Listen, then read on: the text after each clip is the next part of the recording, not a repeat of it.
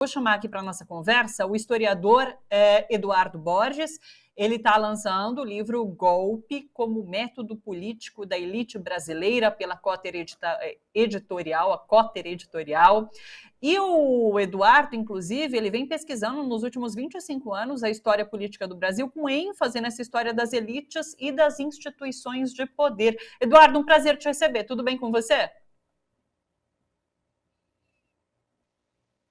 Oi, Thalita, Áudio. boa tarde. Oi. Alô, ok, desculpa. Boa tarde, Thalita. Na verdade, bom dia, boa tarde, boa noite, né? Já que a gente não sabe em que momento esse programa também vai ser assistido, mas boa tarde especialmente para aqueles que estão nos acompanhando aqui ao vivo. Para mim é uma satisfação estar aqui conversando com vocês. Obrigada, TVT, pelo convite, e a você também. E estou à disposição para a gente conversar um pouco sobre esse Brasil aí. Essa conversa com o Leandro já me deixou aceso aqui para a gente dar continuidade no mesmo nível, para não cair o nível. Porque a gente acabou de falar sobre luta de classes, né? E daí eu já pego esse embalo para que você nos explique a relação dos golpes com a elite brasileira, né? É algo específico aqui no nosso país? Enfim, a gente pode trazer também esse comparativo para outras situações? Ou, de fato, é aqui no Brasil que a elite tem muita relação com golpes? Veja bem, Thalita, a princípio, assim, eu posso até te responder essa pergunta, respondendo uma suposta outra pergunta, que seria o seguinte: Sim. O que leva a escrever? O que me levou a escrever um livro com essa temática especificamente? Né? E aí já respondendo diretamente a sua pergunta, o que ocorreu é o seguinte: eu percebi que a partir de 2014 ocorreu uma espécie de um fenômeno na sociedade brasileira, que seria mais ou menos o quê? Uma parcela da classe média, da classe alta, resolveu brincar de militância política. Eles não têm essa tradição de ir às ruas, mas eles resolveram brincar. E é interessante que eu uso o termo brincar, mas por quê? Porque a gente começou a perceber, né, acompanhando de 2014 para cá, aquelas idas às ruas no Fora Dilma, cenas esdrúxulas, como as pessoas levando babá para as ruas, ou seja, dancinhas coreografadas, uma coisa completamente nonsense, né, que não tem muito sentido, não tem uma tradição dessa militância de rua, que, no ponto de vista dele, sempre foi uma coisa de baderneiro. Né? Então, o que é que ocorre? E aí, respondendo diretamente, quando você diz isso é uma característica brasileira, logicamente que não. Uma elite, nós até temos uma elite que, de certa forma, é uma elite que tem algumas características que diferencia de outras elites, né? Principalmente se você for comparar, por exemplo, elites latino-americanas, elites africanas com elites do chamado primeiro mundo, do centro do capitalismo.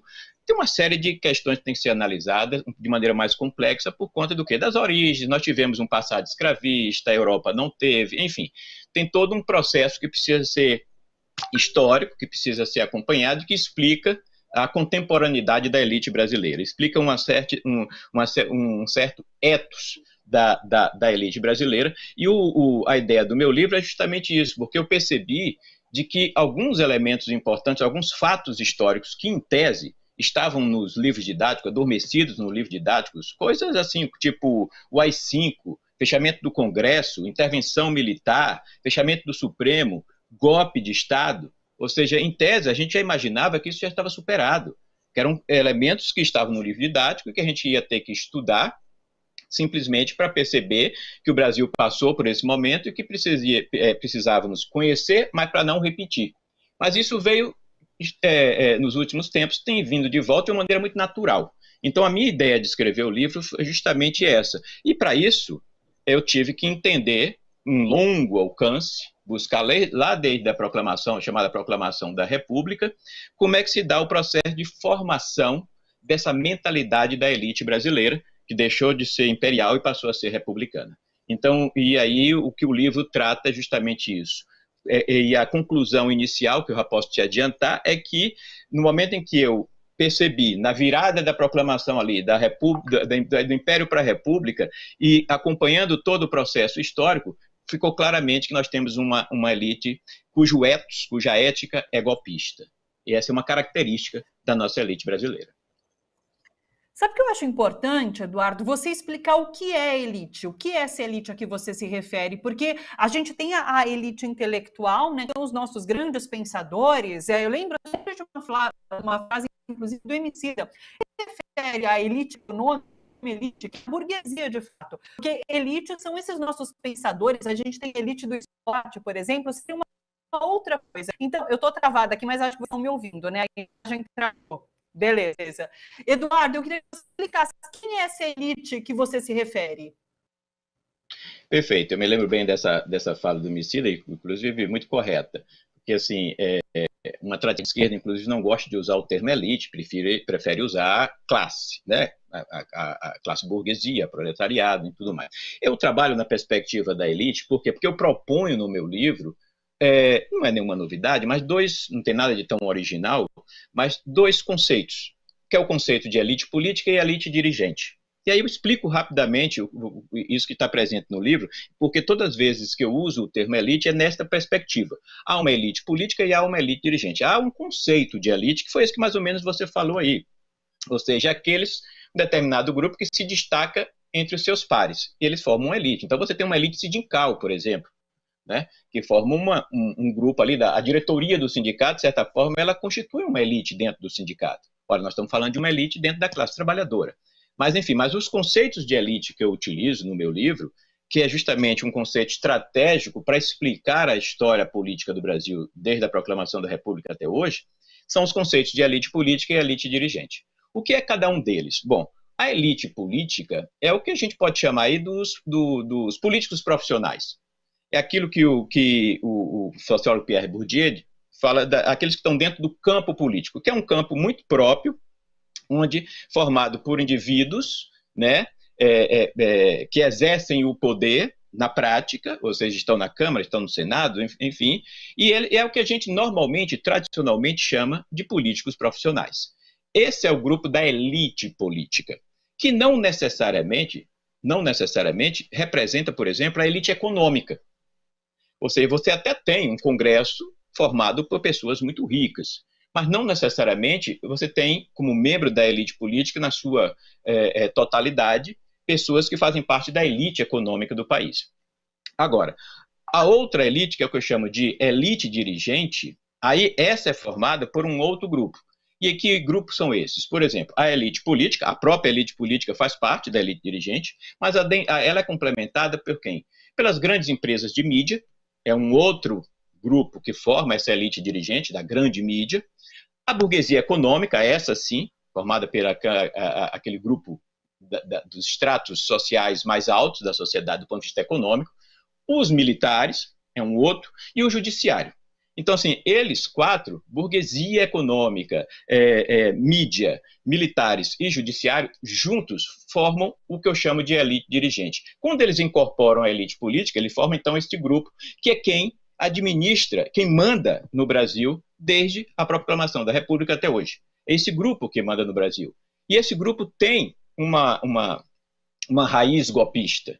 Por quê? Porque no meu livro, por exemplo, ele é dividido em 15 capítulos. Cada um dos capítulos caracteriza um momento específico da história do Brasil, desde a proclamação da República, em que ocorreu ou golpes, especificamente, ou tentativas de golpes que não deram certo. Mas houve uma tentativa de golpe. Né? O fato de não ter dado certo que não significa que não houvesse ali uma prática golpista. Então, ou seja, foram 15 momentos específicos de tentativa de golpe. Não só esses, são muito mais. Mas eu escolhi esses 15.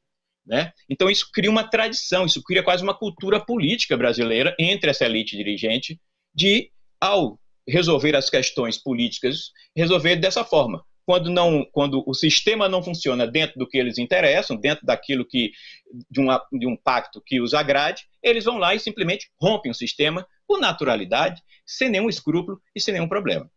É isso que o meu livro apresenta. E o conceito de elite que eu proponho é justamente esse, a elite política e a elite dirigente. E aí, só para fechar em relação à questão da elite dirigente, Thalita, hoje eu tenho colocado mais um membro novo nessa elite dirigente, né, que vai se juntar aos outros, que são os segmentos neopentecostais do cristianismo.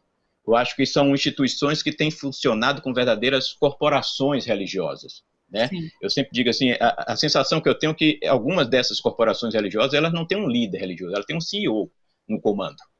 Porque elas hoje se funcionam como grandes empresas.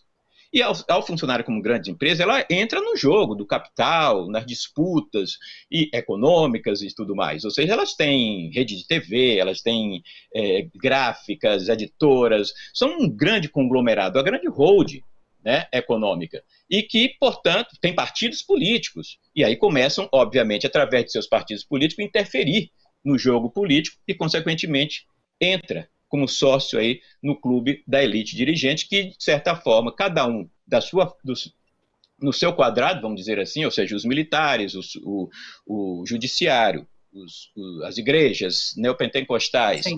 com mais a elite, a burguesia econômica, juntos, eles formam, então, essa estrutura, esse núcleo duro que comanda o Brasil.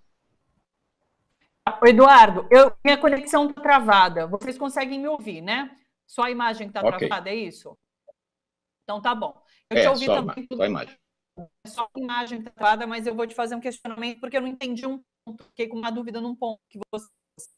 Quando você sobre esses 4 grupos da elite, né, controlam o poder desde sempre, quais são por que existe essa disputa, se desde sempre? E daí a gente chega esses grupos estão de alguma forma envolvidos ali no poder. O que os levou a darem um golpe em 2016? Foi um golpe? Como você enxerga 2016? Uma ótima pergunta. Eu proponho no livro um outro conceito, para explicar que, assim, é aquilo que eu falo. Eu acho que o grande problema atual é de que há uma carência de análises históricas. A internet ela foi extraordinária, as redes sociais, o YouTube, democratizou a possibilidade das pessoas se posicionarem. Mas qual foi o grande risco? É aquilo que o Humberto Eco chamou. O risco foi que o idiota da aldeia começara a falar demais sem ter domínio amplo do que estava falando. E essas pessoas se transformam em formadora de opinião, e isso é extremamente arriscado. Né? Então, assim, de maneira geral, nós, enquanto historiadores, temos uma responsabilidade muito grande, que é de entender a história como um longo processo. O que o meu livro quis fazer, ou seja, eu poderia explicar especificamente o período, a queda de Dilma, analisando especificamente ali a partir de 2015, 2016. Só que isso não é interessante na medida em que você percebe de que você perde muito ao não analisar um processo que vem desde lá de trás, dos anos 30, anos 40, anos 50, anos 60. Vem se criando uma cultura até que se chegue a esse momento e a gente tenha como explicar melhor. Mas eu não vou tão longe.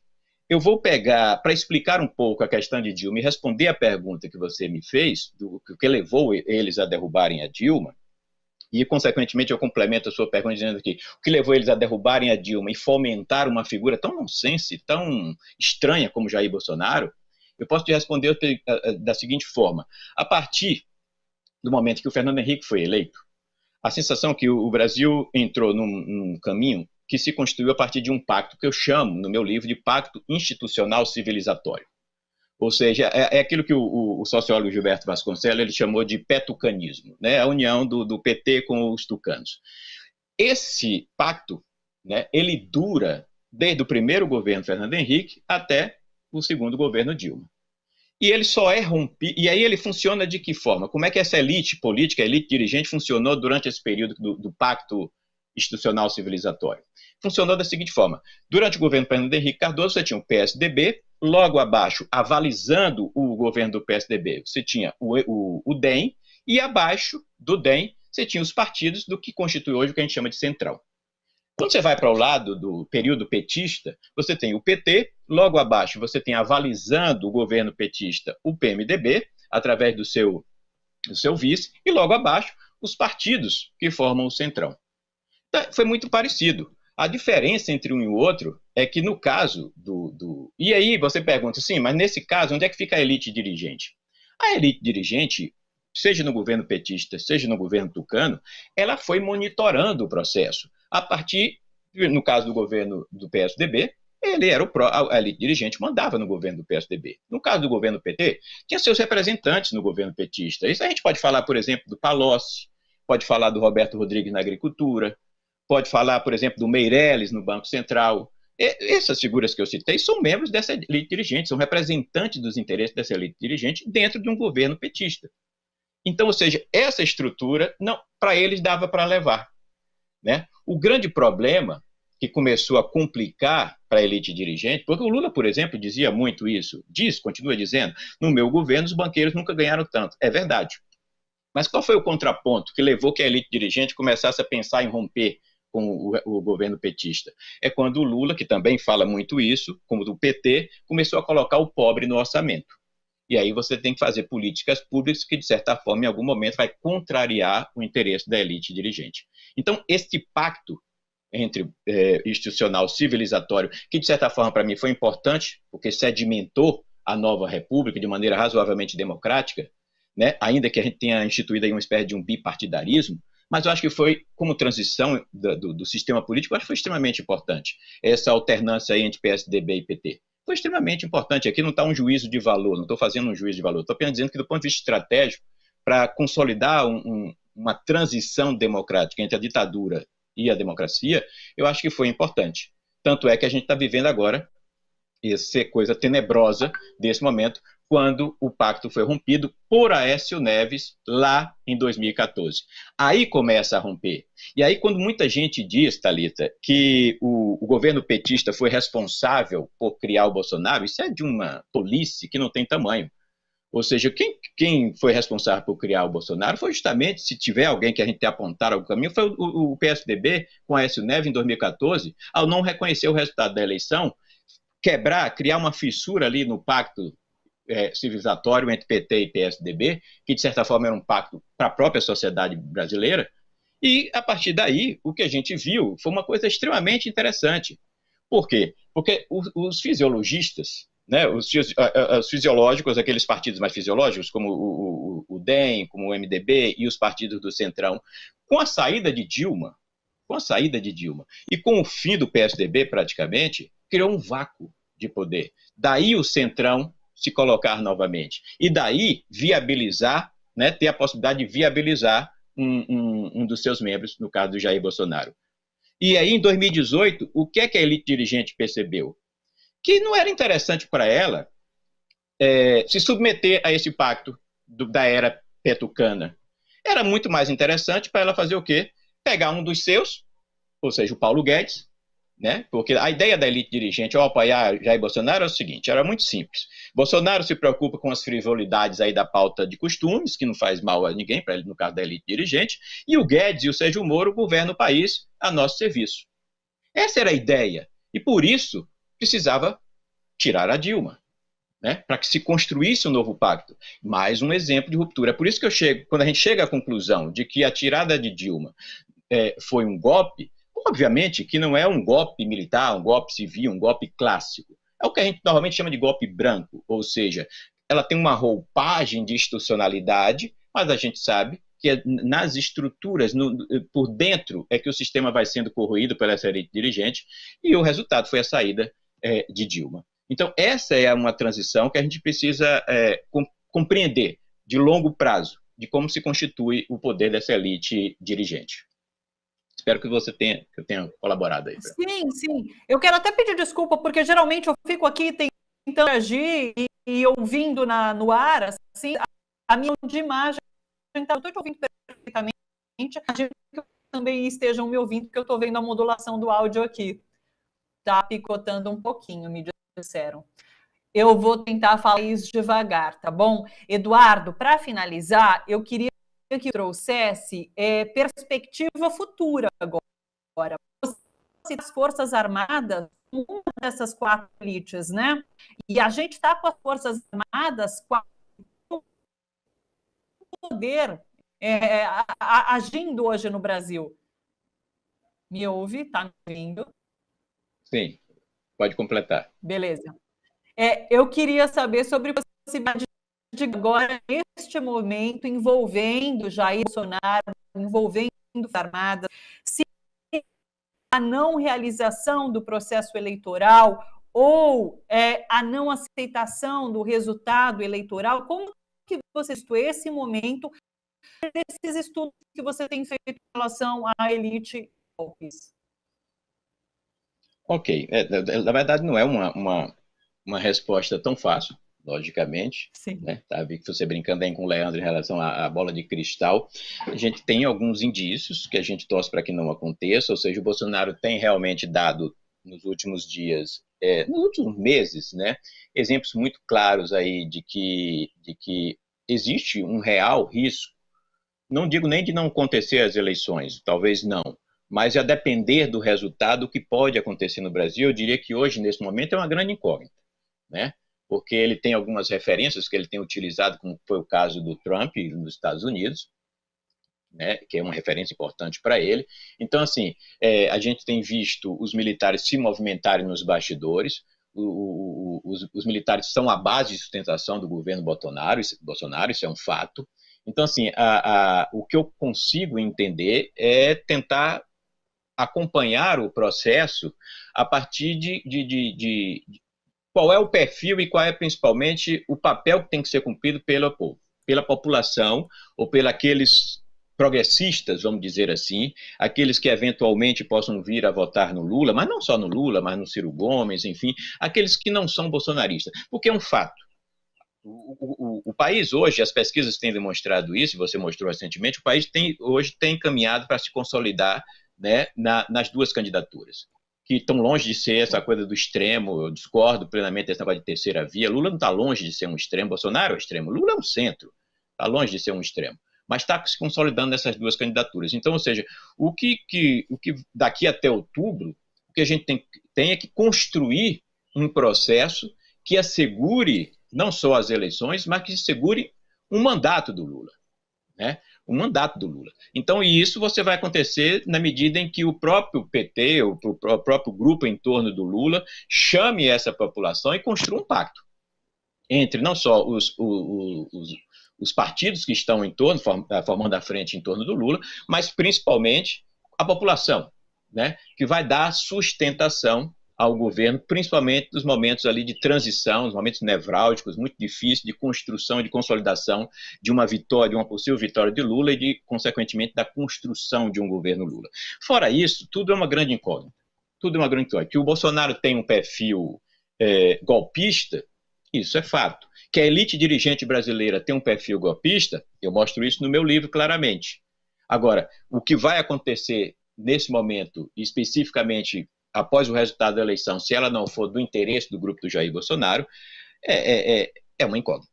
E incógnita a gente trabalha na perspectiva de tentar antecipar as coisas e evitar o mal maior. E isso você só consegue com esse pacto entre a própria elite política, setores da elite política progressista, com a sociedade, também progressista. Eu acho que a única saída, nesse momento, é consolidar isso e levar a candidatura, seja do Lula, tem um Ciro Gomes aí, mas também está no campo, progressista, ainda que tenha apresentando alguns problemas, mas, de certa forma, a candidatura Lula tem que ser consolidado e, à medida que isso vai passando, não tem alternativa. É aquela coisa da civilização ou barbárie e não temos escolha. A verdade, aquela tal da escolha difícil vai ficar uma escolha muito fácil. Deixa eu fazer mais uma pergunta para você, Sim, antes da gente encerrar, porque a nossa conexão realmente não está segurando muito bem. Eu estou me vendo ali, está rolando. Diante desse cenário que você coloca, Lula faz muito bem como estratégia, né, como estratégia, dialogar com essas diferentes táticos, né? Porque a gente tem hoje essa direita ali democrática. Então, essa é a melhor estratégia para angariar uma base para conseguir sustentação ali no futuro. Mais do que sustentação, no primeiro momento, Thalita, é ganhar as eleições. Ou seja, nós estamos eu volto a repetir, eu estudo a história política brasileira há muitos anos. Para escrever esse livro, obviamente que eu tive que mergulhar aí nos últimos 120 anos da história política brasileira. E o que a gente vê, assim, o que eu posso dizer para você como testemunho de historiador, de que pesquisou, de que mergulhou nos documentos, é que esse momento é extremamente sugênere na história brasileira. Talvez em algum momento lá atrás nós tivemos com Plínio Salgado e os integralistas, mas que não venceram as eleições, tiveram até uma força, uma certa representatividade na sociedade, mas não tiveram força para ganhar uma eleição, por exemplo. Não. Hoje o Jair Bolsonaro ele representa algo sem precedente, na minha opinião, da história política brasileira.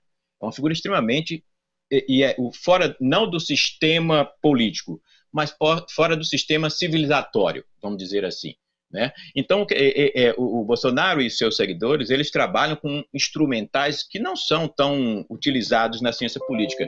Muitas vezes eu sempre digo isso, ou seja, eu me nego às vezes de analisar o governo Bolsonaro e seus seguidores e as ações dele com os instrumentos da ciência política.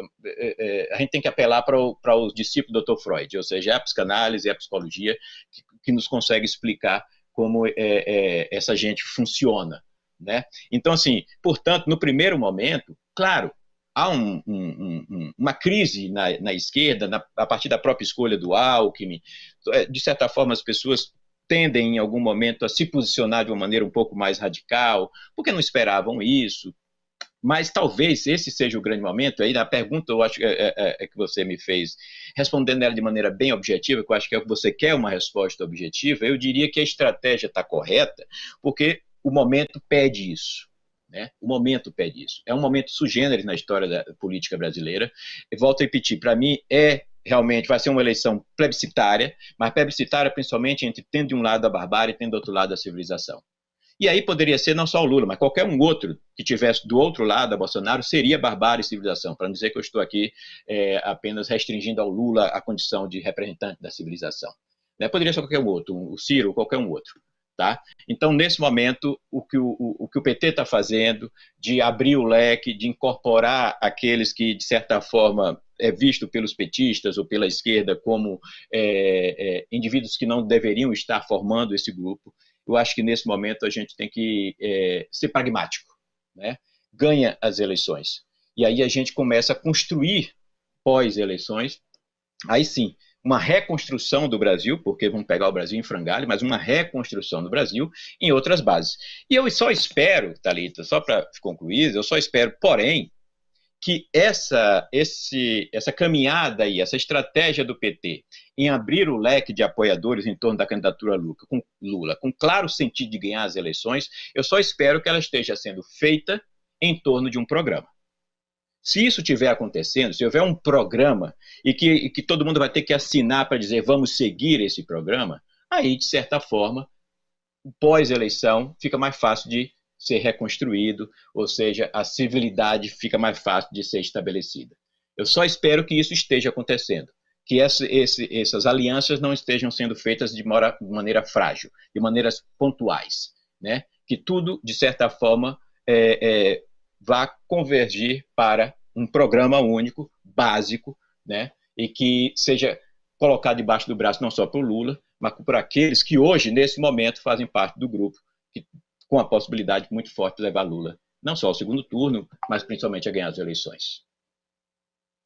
Importante que você traz sobre o programa, que legal. Eduardo, eu sou sogra, foi muito bacana, muito realmente educativa, inclusive eu recebo comentários aqui excelentes. O Prestes falou, vou comprar seu livro, estou aprendendo muito tempo. O Anderson trouxe essas distinção nessas diferentes elites brasileiras, ajuda muito como viemos parar aqui. O pessoal curtiu muito, viu? Muito obrigada.